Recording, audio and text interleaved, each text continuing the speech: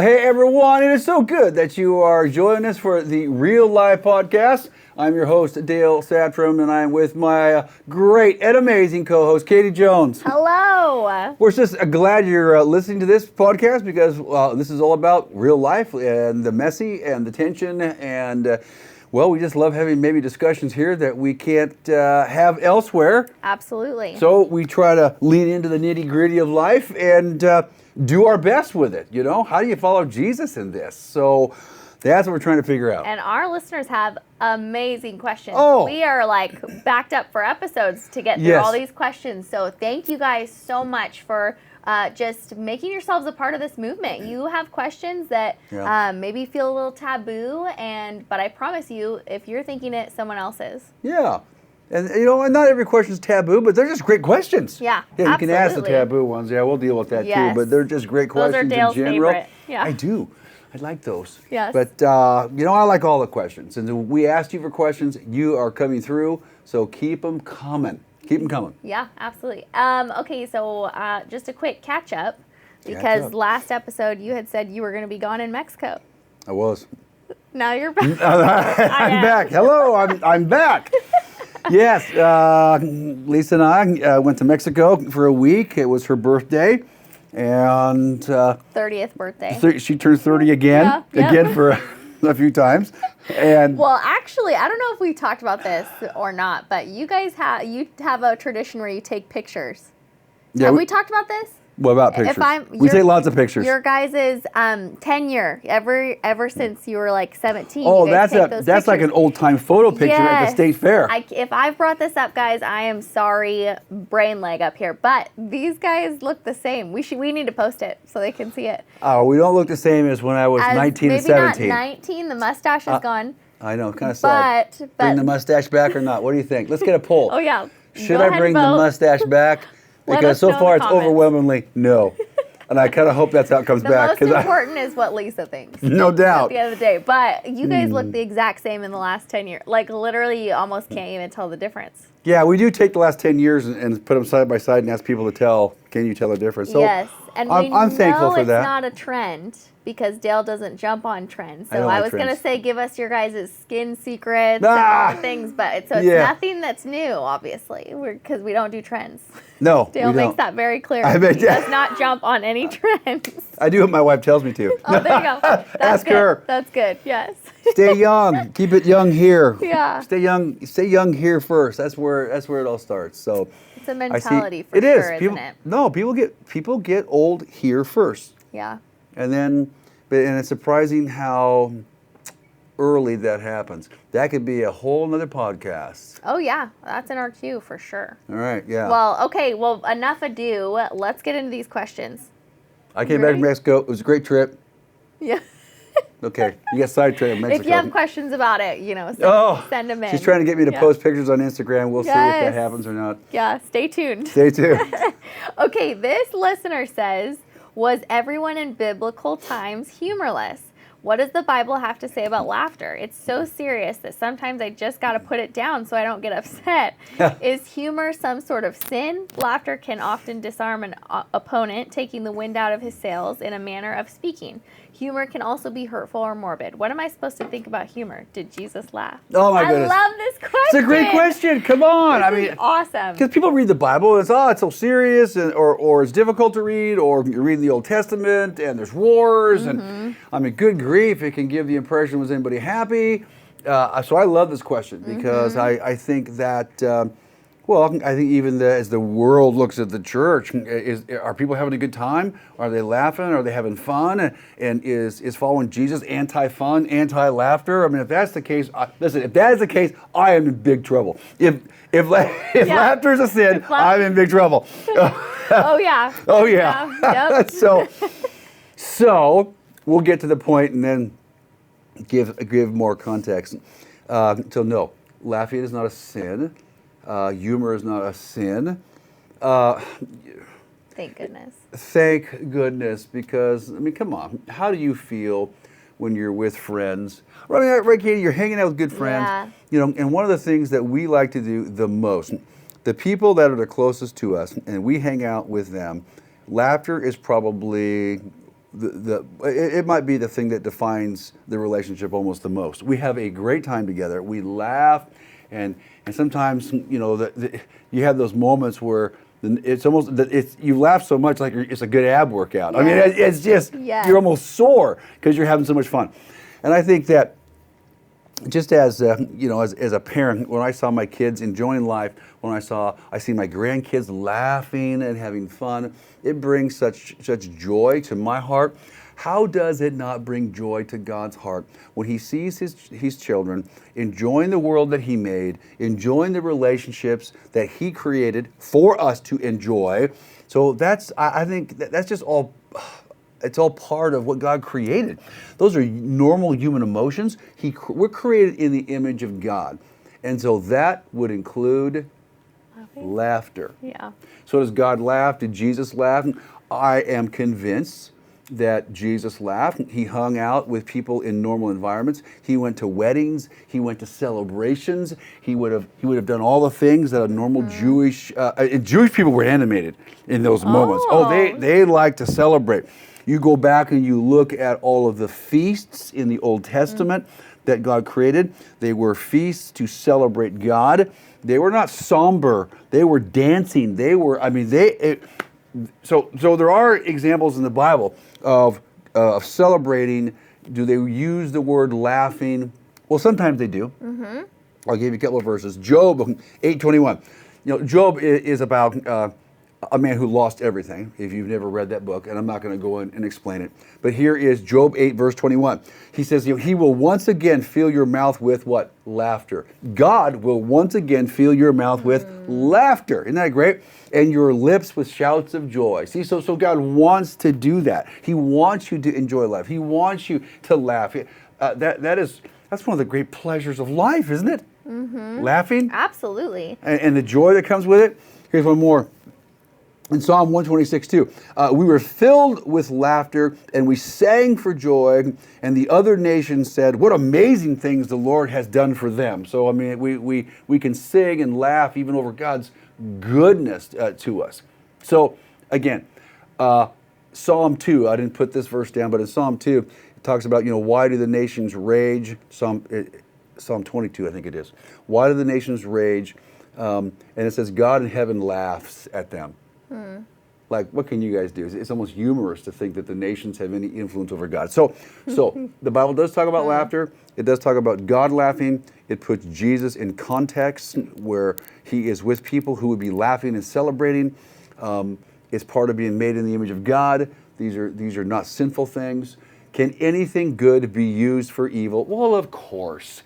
But that's just the brokenness of this world.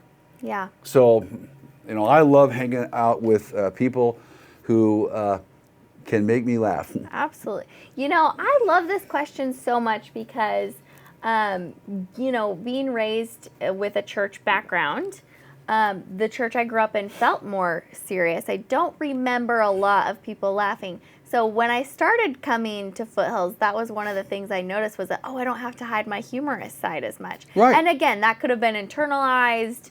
I'm not necessarily saying that it was this crazy strict church or anything, but I do think a lot of churches have a reputation of this is a serious place, and it can be for sure. Like there's a lot of serious stuff that happens, serious conversations, a place of worship.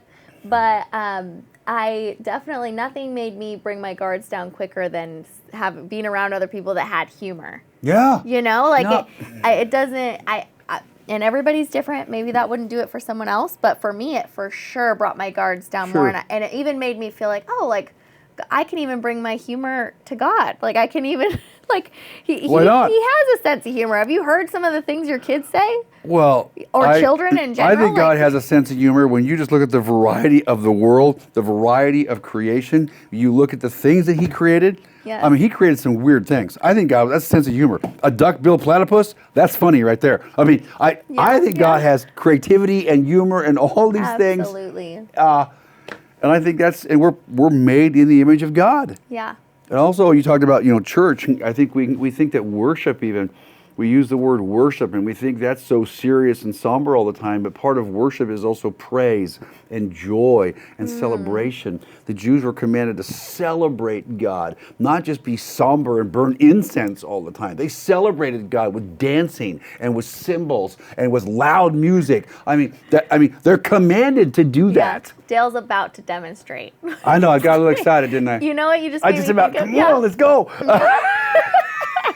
You just made me think of, so I'm reading 2 Samuel, and I just finished the chapter where David, it's like that verse where he danced with all his might. Yeah. And his wife, one of his wives, was She was irritated. not happy. She was like, oh, like, God is so... Yeah, you should be more somber. Yeah. You're the king. You should not act like that. Yeah, and the Lord, I don't know if the Lord specifically punished her, but it says she had no children after that. It was kind of harsh, wasn't it? Yeah. The Lord was enjoying his kid celebrating him. Mm-hmm. Now, you see, as a father, you love to see your kids happy. You love to see them laughing. You love to see them. Yeah, See, God's the same way. Point. Great story. He's the same way. Yeah. Why would he not be happy if we're having fun? Right. I love it when my kids have fun. That blesses me as a dad. Love it. Yes. Yeah, absolutely. So some people, I think, and a lot of Christians have a distorted view of God. He's serious. He's somber. He's authoritarian. He's somebody. We should have a healthy respect and a healthy fear. Right. But not this. Oh my gosh! If I have too much fun, God's going to be unhappy with me? Mm-hmm. I don't know. Right. Yeah. Great question. That's a great question. So good. So short answer. Go out and laugh and have fun. All right? I mean, that's not an excuse for bad behavior, but right. You're with people who are laughing and you're laughing and we're enjoying life, and this life is a gift that God has given to us. And I think some Christians have forgotten how to enjoy the gift of life. That's not a sin.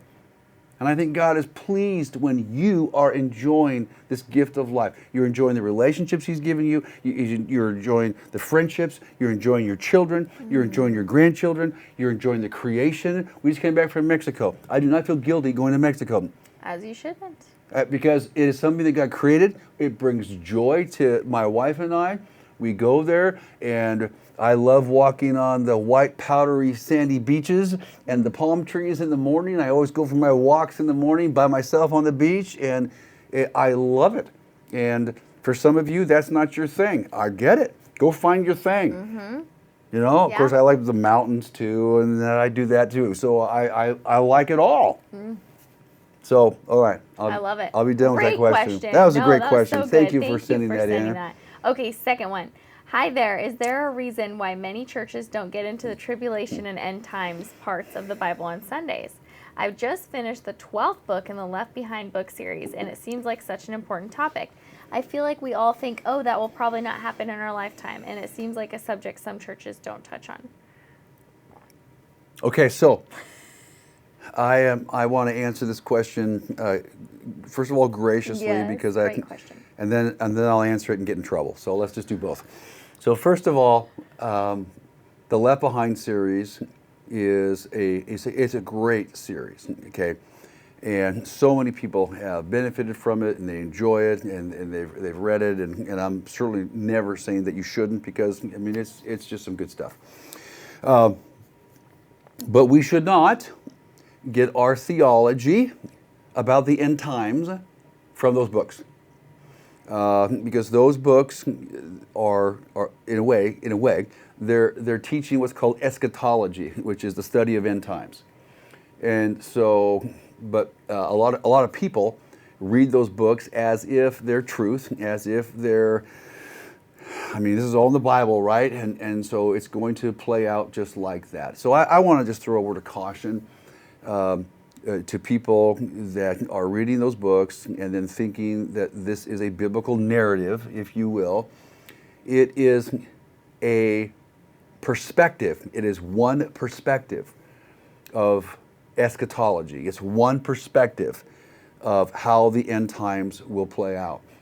And I think so. The thing that bothers me as a pastor and as a teacher is that often there are religious leaders out there, and I think they're well intended. They have good intentions. They believe what they're teaching, but they teach people one view and one view only of the end times. And so often people think that there's only one perspective. And I'm here to tell you there is not only one perspective. There are multiple perspectives, and there are multiple legitimate perspectives, where the other perspectives are not heresy. People aren't going to lose their salvation for believing something different. So now, when you say multiple perspectives, PD, are you talking that like you're reading a passage and it can be taken multiple ways because it is not super like some stuff in the Bible is very direct. I'll be honest with you guys. I started Revelation, couldn't do it because I had no idea what was happening. So it's the only book in the New Testament I haven't read because I wanted to dive a little more because I was like, I have no idea what this even means. So are you saying the multiple perspectives comes from reading it and like attributing it to something else?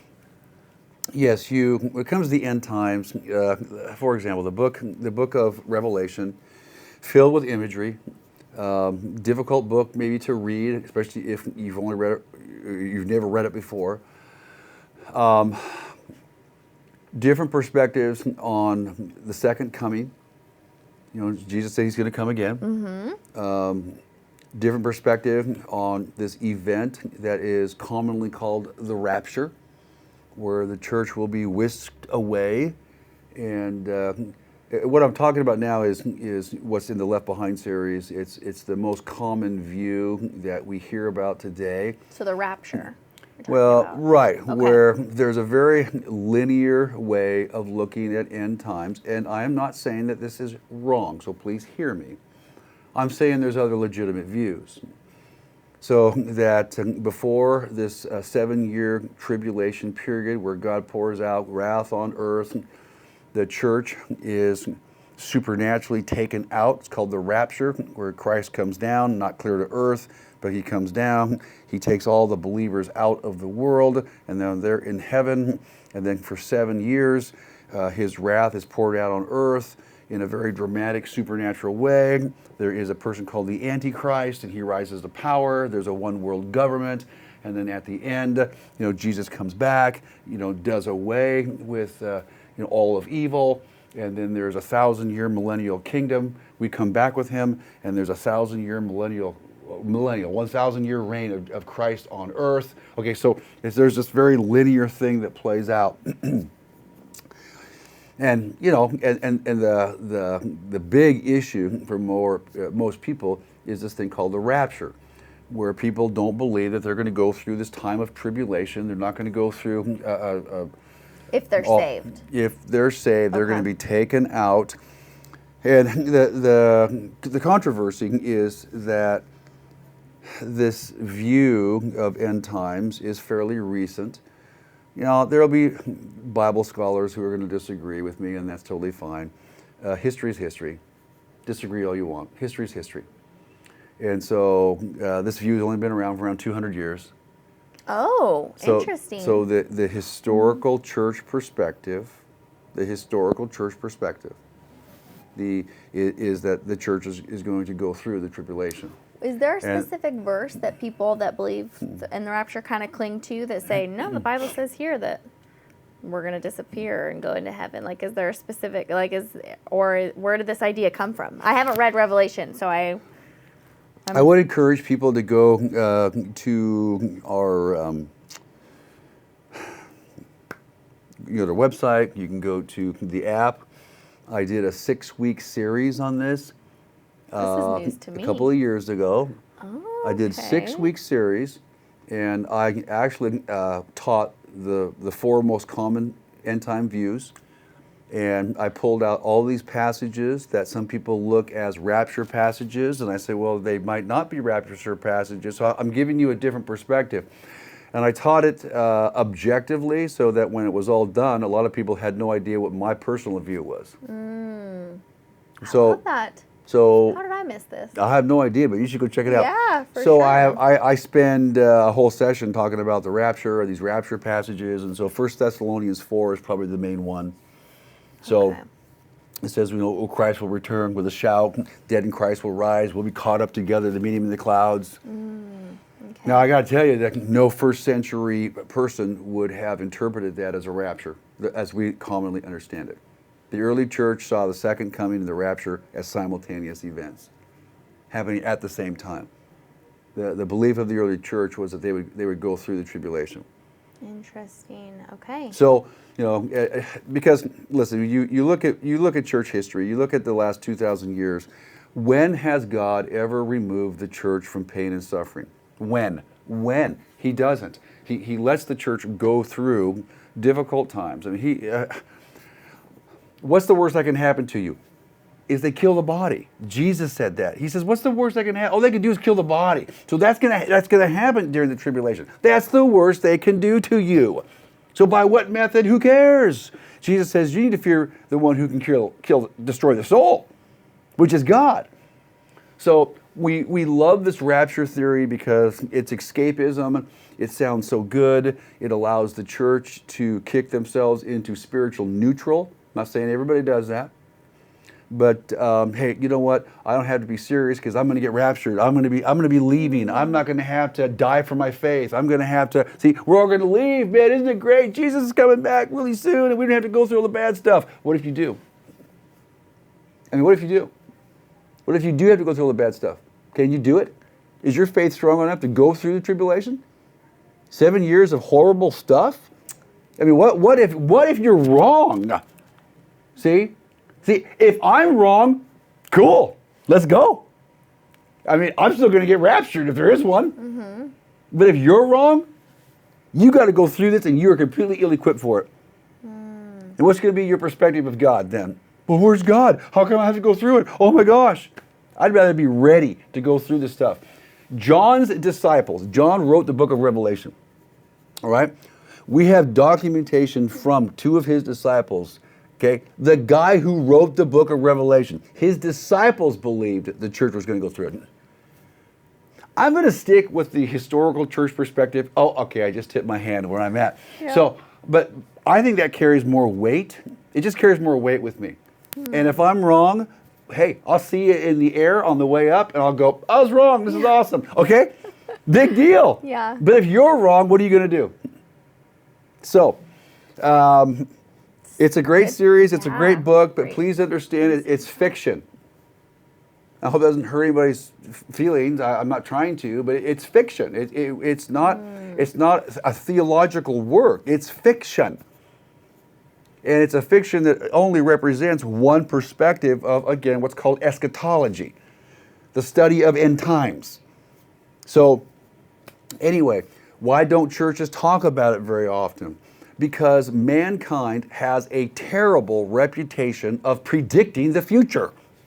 It's true. We suck at it. Right. Well, as you're talking, I'm like, one world order. I bet people thought that, Hitler was Antichrist, or there's always every generation. Right. I bet every generation. Something happens in every generation. Every generation thinks it's the end. It could be the end. They thought it was the end when it went to the year 1000. They thought it was the tribulation during the Black Plague. They thought, every generation. Yeah. It's let's be careful. Do we have new, maybe prophetical things that have happened, in the last 100 years that didn't happen in the first 1900? Yes.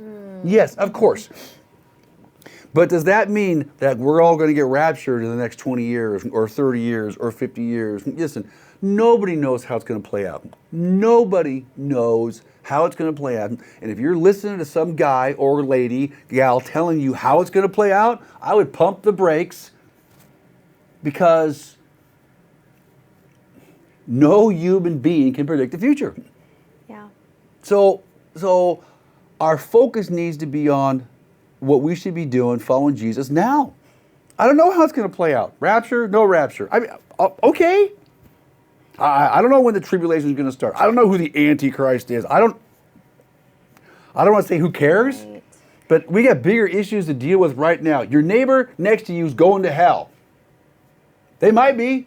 What are you doing about it? And you're worried about being raptured or not. So Right. it's like, come on, church, roll up your sleeves, go to work, do the Great Commission. Jesus says, go make disciples of all the nations. That's what Jesus says. He didn't say get caught up when I'm coming back. In fact, he says just the opposite. The disciples wanted to know, when are you coming back? He says, stop worrying about it. I'm Yeah. getting too worked up. I'm No, going to stop. no, no. You bring up a great point because I think we can get very wrapped up in, oh, what does this mean? What does this mean? Instead of just going out and trying to get kingdom wins and trying to, grow ourselves for God. Like, I need to grow. I need to put my spiritual stuff first so that I can be better in every area and get more kingdom wins before that happens. There's a lot of stuff that's not clear in the Bible. It's just the way it is. If God wanted us to be able to know and pinpoint what he was doing in the future, he would have told us. But what he did tell us to do is crazy clear. And we don't do that.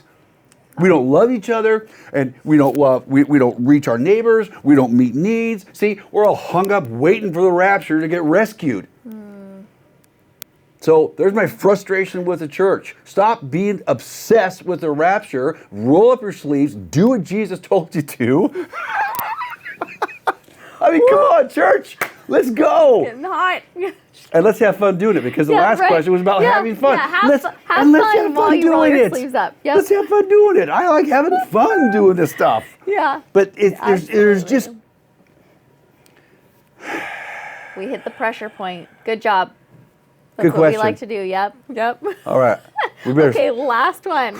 Yep. find my center. There we Yeah, go. there you go. You're on the white powdery beach of Mexico. Oh, Yeah. yes, it was so nice. I could feel the sand between my Yeah, toes. there you go. All right, one more question. All right, we got this. We got this. Okay, last question, such a good one. Is pain and suffering the way of the cross? Jesus experienced pain and suffering on the cross to bear the sin of the world for our salvation. The most commonly prayed prayer is the prayer for strength, which results in hard times. Treated by pain and suffering, we come through stronger because of our faith. People tend to want to avoid pain and suffering. Is avoidance of pain and suffering keeping us from a relationship with Jesus? Well, that's a great question. There's a lot of pieces and parts of that that are worth some time to talk about. First of all, pain and suffering is part of living in a broken world. It is part of a broken world. It will find you. It's going to happen. So, one, we don't go out looking for it because it's going to find you anyway. And then, Scripture is very clear that God uses all these things to change us and grow us. When we have trials and problems, Scripture says, is an opportunity for us to develop certain qualities that God wants in our life. Endurance, spiritual endurance.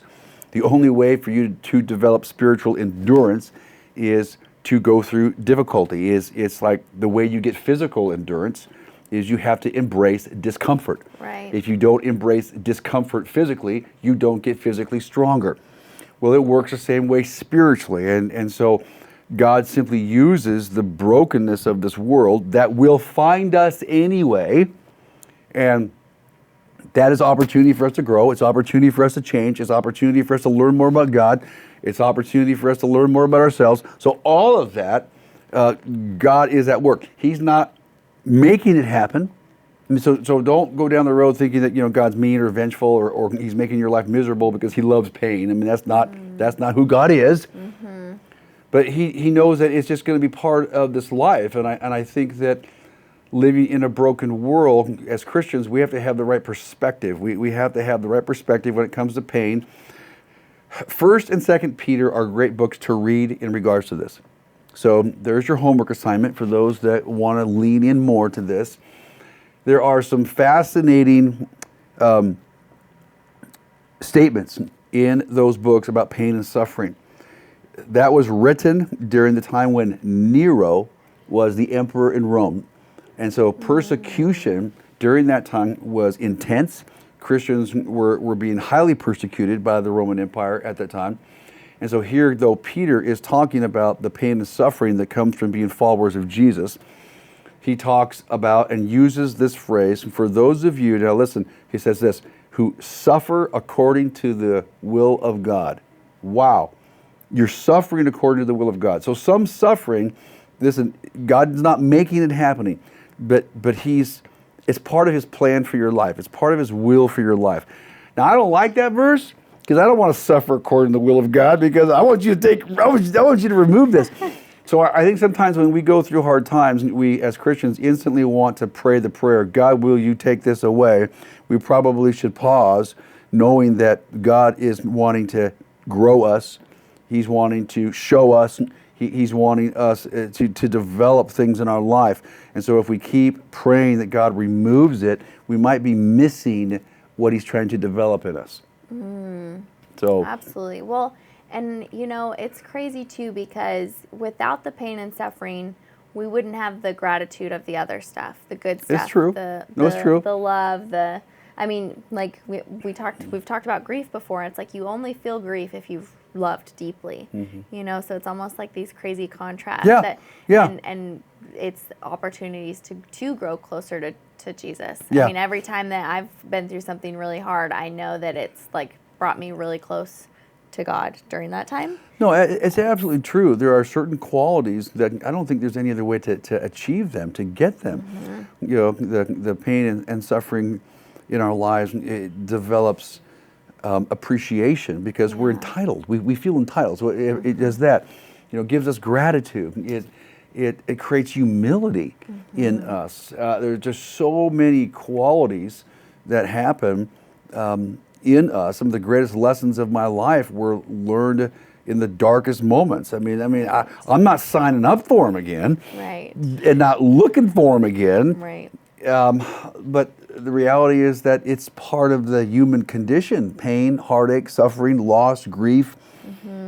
And so I might as well lean in and try to learn what I'm supposed to be learning and grow and become a better person. Yeah. We talk about you get bitter or better. And boy, I've seen that over the years. Not everybody gets better. Yeah. Just because you go through something hard, you don't get better. Yep. So we have to embrace the fact that, well, I might be suffering according to the will of God, or suffering because this is the path I have to walk. And sure, that's hard to come to during that time.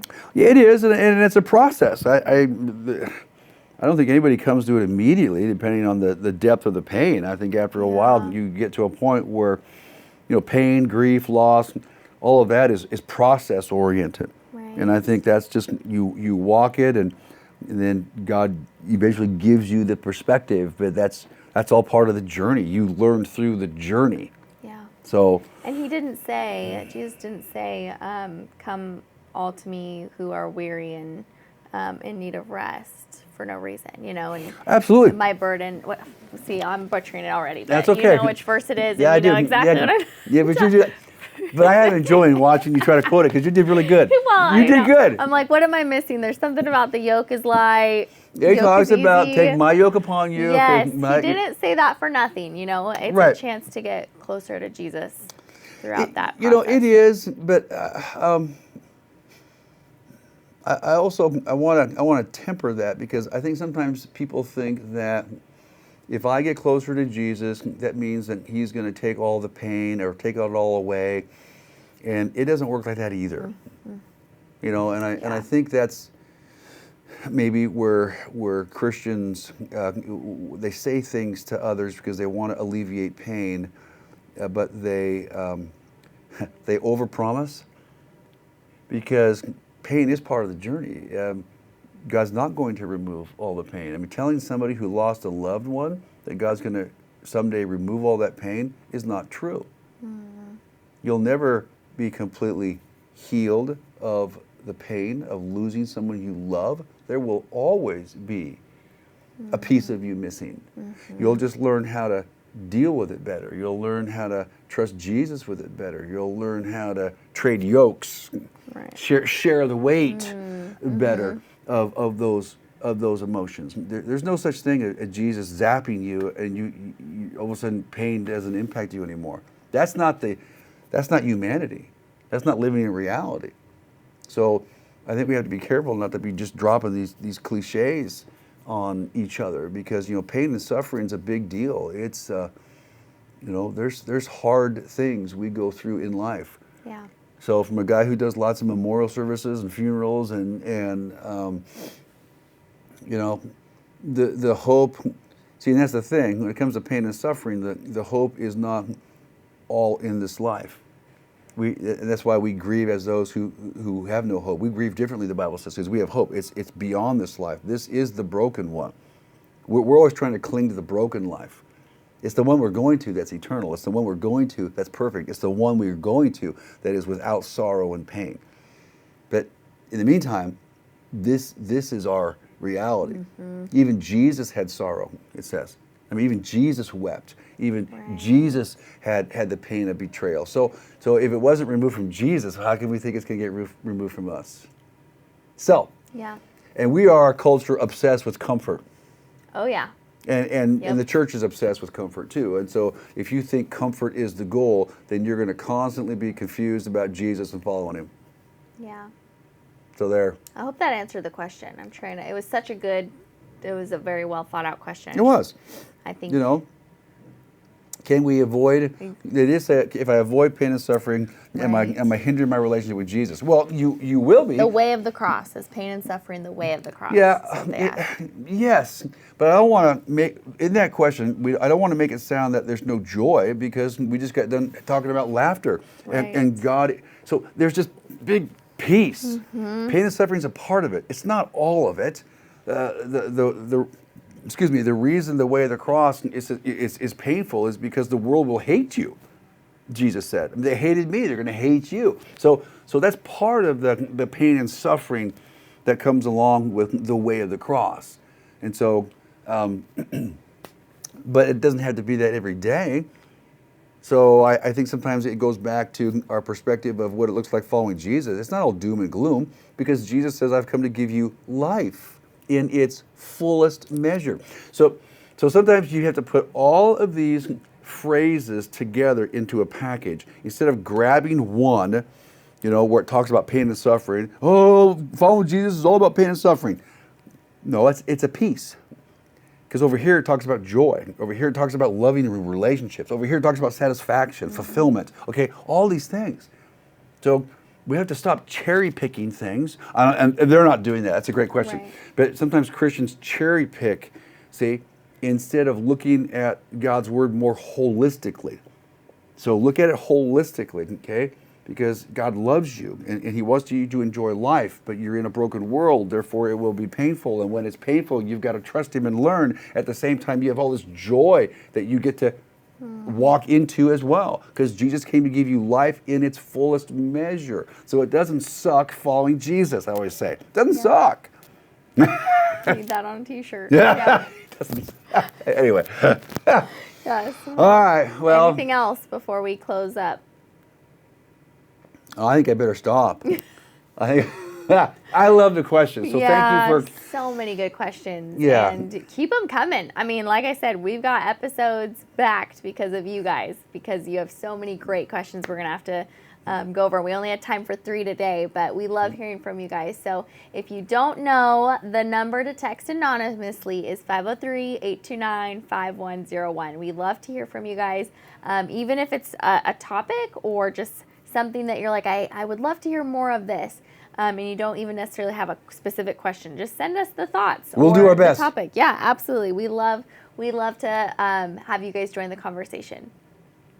All right. All right. Hopefully Katie's always here, because I would never remember all of that at the end every time. So thank you. That's a lot. Keep the questions coming. Tell more people to watch, and we'll see you next week. All right.